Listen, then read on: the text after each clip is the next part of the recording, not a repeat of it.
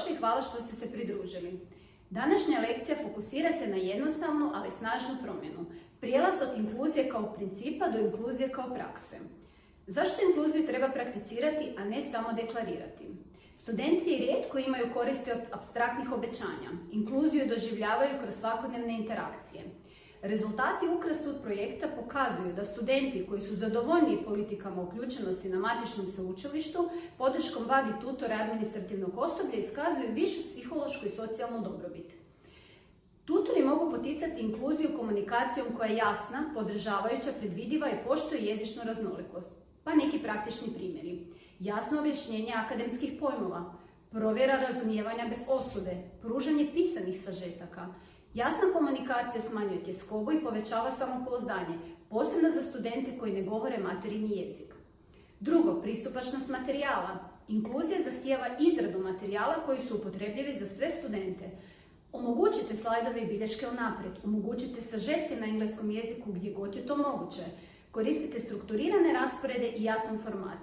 Percipirana kvaliteta studija razlikuje se u različitim kontekstima, što sugerira da pristupačni i strukturirani materijali podržavaju inkluziju i dobrobit. Treće, stvaranje psihološki sigurnih prostora za učenje. Psihološku sigurnost potiče sudjelovanje, učenje i dobrobit. Tutori mogu primjerice poticati pitanja bez osude, normalizirati nesigurnost. U redu je da još ne znate. Zatim prepoznati teške prijelaze koje studenti mogu doživjeti, modelirati poštovanje i uvažavanje. Studenti koji se osjećaju sigurnima spremni su za suradnju, izražavanje mišljenja i angažman.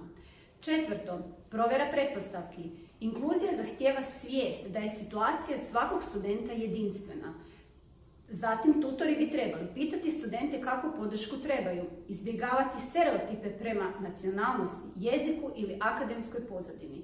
Prepoznati da su neki izazovi nevidljivi. Podaci UKRASTUD istraživanja pokazuju kako studenti koji percipiraju manju inkluziju ili više negativnih kontakata imaju nižu dobrobit. Peto, inkluzija kroz male, ali praktične akcije.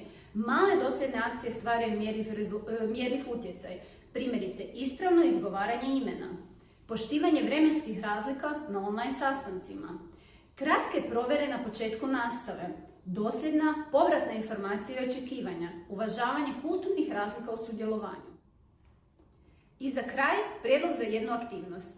Odaberite 3 male inkluzivne akcije ovog tjedna. Omogućite materijale ranije. Pojedinačno provjerite razumijevanje studenta. Pregledajte povratne informacije radi jasnoće i konstruktivnosti.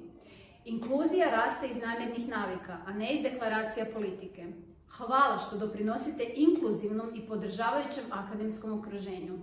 Strategije opisane ovdje temelje se na empirijski potvrđenim rezultatima UKRASTUD projekta, osiguravajući da tutori mogu s povjerenjem primijeniti prakse koje pozitivno utječu na dobrobit i osjećaj pripadnosti studenata.